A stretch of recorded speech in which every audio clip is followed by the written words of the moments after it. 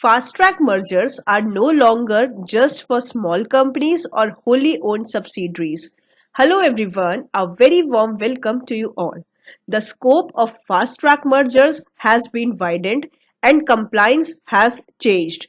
Stay connected as we explore the old versus new procedure of fast track merger under the latest notification. As we all know, mergers and acquisitions in India are usually very lengthy and complex. They can take months or even years to conclude, require extensive compliance requirements, needs NCLT approval, various regulatory approvals, public notices, and sometimes even audit. This was becoming a bottleneck for the businesses that wanted to restructure quickly. To simplify this, the concept of fast track merger was introduced under Section 233 of Companies Act 2013, read with Rule 25. But earlier, fast track merger was only restricted to small companies, startups, holding companies with their wholly owned subsidiaries. The procedure involved preparing a draft scheme, getting board approval, filing a declaration of solvency in Form CAA 10, approval from shareholders and creditors, and then filing with the Registrar of Companies and official liquidator. If there were no objections, the regional director could approve the scheme directly without sending it to the NCLT. That means it was a time bound process with a 60-day deemed approval.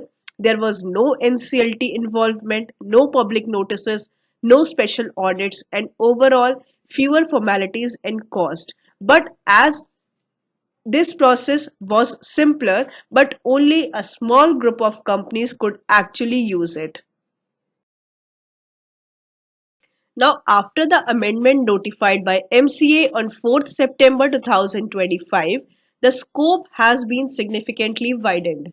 Fast track merger route can now be used by unlisted companies if their total borrowings are less than 200 crores and they have no default in repayment. It is now open to one or more subsidiary companies of the same holding company.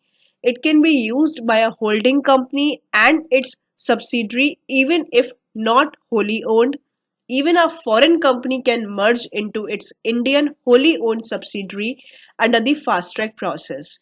And not just merger, even demergers, division, or transfer of undertakings can now be done under the fast track process. So the scope is now much wider than before.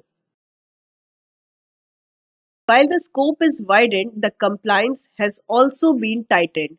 For unlisted companies, the total outstanding loans, debentures, and deposits must not exceed 200 crores. There must be no default in repayment. A new form CAA 10A has been introduced, which is an auditor's certificate confirming that these conditions are fulfilled. Other filings like CAA 10, CAA 11, and INC 28 continued as before. So you can say the door is open to more companies but with stricter checks. Now let's quickly compare the old and the new side by side. Eligibility: earlier only small companies, startups, and wholly owned subsidiaries, now includes unlisted companies, subsidiaries not wholly owned, and fellow subsidiaries. Transactions: covered earlier only mergers, but now mergers and demergers. Debt conditions: earlier no specific threshold, now debt limit of 200 crores and no default rule. Forms: earlier only CAA 10, CAA 11, and INC 28, but now CAA 10A is also introduced.